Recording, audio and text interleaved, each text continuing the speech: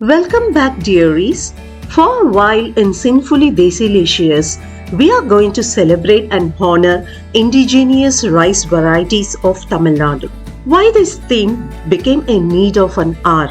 I came across a lot of ailments and deficiencies at an early stage of an individual life. In addition to this, pandemic rattled our lifestyle tremendously. I am a person who strongly believes in the ideology food as medicine, which in my language quote as Unave Marindu. So first in my list comes Karuppu or black rice or forbidden rice or emperor's rice. Among the 150 revived indigenous rice varieties of Tamil Nadu, this deep purple-black colored rice stole the show as showstopper for its umpteen health benefits. Enumerating its health perks, most prominent one is the anthocyanin pigments, which acts as a strong antioxidant, anti-inflammatory and anti-cancer properties.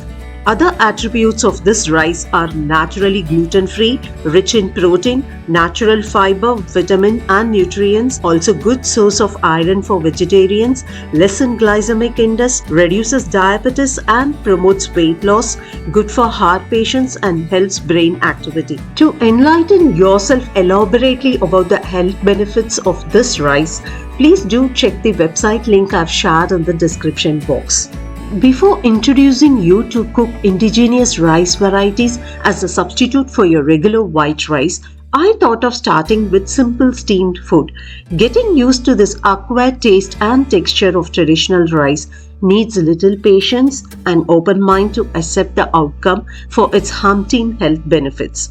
So I decided to make soft and spongy idlis from this golden grain Karuppu rice. Now let's kickstart the recipe. For this you need to measure 1/4 cup of Karuppu rice or black rice and 1 cup idli rice and 1/4 cup of red rice or white rice flakes. Add everything to a wide bowl, wash it thoroughly 3 times to remove any dust or dirt. Let it soak for 8 to 10 hours or overnight. Similarly, wash and soak ½ cup urad dal and 1/8 cup fenugreek or methi seeds separately for a minimum of 30 minutes to 1 hour. After the given soaking time, switch on the wet grinder with a few teaspoons of water.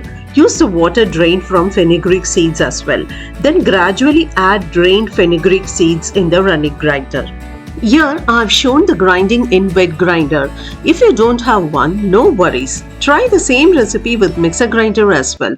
To know the method and techniques, check my ragi idli where I prepared the batter both in wet grinder and mixer grinder. I've shared the link for the same in the description box. Sprinkle water in intervals and then run a spatula in the grinder to scrape the sides of the drum if any seeds is sticking to the sides. After 10 minutes or so, fenugreek seeds would have ground finely and turned fluffy. Now gradually add drained urad dal in the running grinder. Here you can put me a question, why should I grind fenugreek seeds and urad dal separately? Grinding it separately will enhance the fermentation, resulting in soft and fluffy idlis. However, I leave this to your choice and convenience. Here to follow the same grinding techniques of fenugreek seeds, sprinkling water in intervals in teaspoons and running the spatula or hand carefully into the drum. This technique helps to aerate the dal. Dal reaches its right consistency when you scoop the batter. It should form a smooth, fluffy and foamy ball, and it should fall as a solid lump when dropped. Now switch off the grinder and scoop out the batter from the drum in a wide, deep bowl. It should take roughly 20 to 25 minutes, which can vary with the grinder and quantity and quality of the dal you choose. Now add rice-soaked water into the drum, run the grinder and start adding the drained rice mixture, namely Karuppu rice, idli rice and rice flakes into the drum. Rice flakes can be kept as an optional ingredient, but adding it helps to improve fermentation and results in soft and fluffy idlis. You can use white rice flakes or red rice flakes or Karuppu rice flakes, whichever is available to you. You must have noticed that I always sprinkled water in teaspoons while grinding rice or urad dal. You shouldn't pour water as it will thin the batter consistency which in turn hinders fermentation, resulting in flat idlis. It should attain a slightly coarse texture, which may take roughly 15 to 20 minutes depending upon the quantity of rice and the make of your grinder. This batter will almost resemble regular idli batter, only difference would be the color. Anthocyanin pigments in this rice yields a nice purplish black color to the batter. Transfer the batter into the same bowl containing the urad dal. The container should have enough room for it to rise during fermentation. After adding a tablespoon of rock salt to it, combine the batter well with and make sure rice and urad are mixed thoroughly as a uniform mixture. Mixing with ants helps to transfer a body temperature to the batter and hasten the fermentation. Let it ferment for 8 to 9 hours.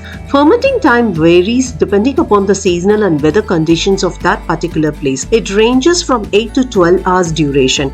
Give another couple of hours if you live in colder regions, but don't keep it any more outside as the batter would have turned sour without rising. If it's so, try a plate of idli. If it doesn't work, don't give up. Dilute a bit and make dosas. After the given fermentation time, batter would have raised in volume. Gently mix it twice or thrice. Do not mix it vigorously as it may release the air bubbles formed during fermentation, leaving your idlis flattened. As I mentioned earlier, the batter should be at right consistency before fermentation itself. Do not try to adjust the batter consistency by adding water after fermentation as it may disturb the fermented batter.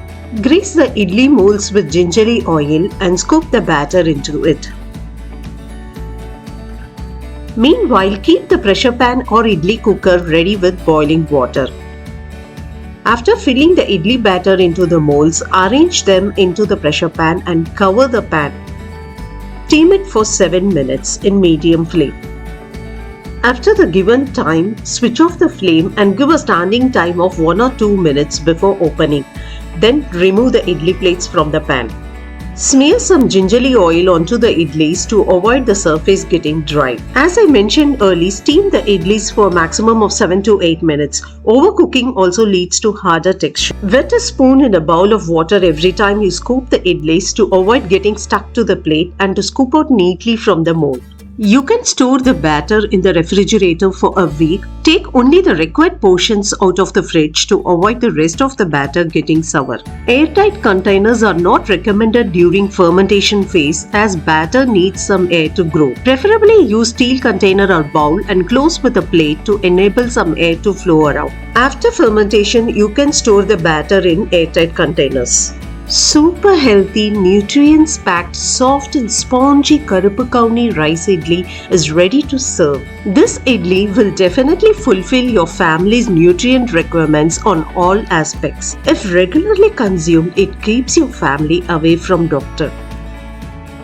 I served this subtle Karuppu idli with sharp and tangy restaurant-style tomato red chutney. It's an apt accompaniment for this idli. Now let's get into the making of the simple and easy tomato red chutney. For that, you need to deseed, wash and soak the Kashmiri red chilies in hot water. Close and keep it aside for 30 minutes. Deseed the chili to get a more intense color and to reduce the heat as well. Now heat a pan with gingery oil. Using this oil adds flavor and aroma to the chutney. Still, you can choose other oil as well. Add a teaspoon of chana dal and roast it for a minute or till it turns golden brown in medium flame. Make sure you do not burn it. Then add chopped ginger and garlic, saute for a minute or two. Now add turkey berry sized tamarind and saute for a minute. Tamarind should be added in very little quantity. If the tomatoes are sour enough, skip adding it and keep it as optional depending upon the tomatoes you choose. Then add roughly chopped onion, saute for a couple of minutes till it becomes translucent. Always keep the quantity of the onion off to the quantity of the tomatoes. Then add the chopped, ripened tomatoes. Saute for 2 to 3 minutes till it becomes completely soggy and deformed. Finally, add the curry leaves, fresh coriander leaves and grated coconut. Mix well and switch off the flame. Adding curry leaves and coriander is optional, but do not miss adding as it enhances and elevates the flavor as a whole. Transfer the mixture to a plate and let it cool. Meanwhile, take the soaked Kashmiri red chilies and grind them into a smooth paste. I chose Kashmiri red chili as it will give intense color to the chutney, but it will not increase the spice level. Though the chutney looks deep red, the spice was moderate. If you want your chutney to be more spiced up, add half of normal red chili and half of Kashmiri chili. This will solve both the color and the spice requirements in one go. After grinding the soaked Kashmiri chilies into a fine paste, add the cooled tomato mixture into the chili jar. Then add sugar and salt and grind it into a coarse paste. Water may not be required as tomato and onion has enough moisture to grind. Once ground, transfer the chutney into a serving bowl. Then pour the tempering to the chutney. Do the tempering by heating a tablespoon of gingerly oil in a small pan. Add mustard seeds. Once it pops up, add whole or split urid dal, curry leaves, switch off the flame and finally add asafoetida powder. Finger-licking, tangy, bright red chutney is ready to serve with healthy Karuppu Kavuni idlis. It will be such a divine combination when the subtle flavor of idli is dipped into this sharp, tangy chutney. You'll be enchanted by its taste and gobble the soft idli so swiftly that you'll forget to keep count on it. Also, you can check my other South Indian chutneys like coconut coriander chutney, onion chutney and ginger chutney in the blog. I have explained a lot about the nuances and techniques of idli making in the website. Also the do's and don'ts while soaking, grinding, fermenting and steaming the idlis. Please check the description box for all the links. When I discovered cooking, I discovered myself. So can you.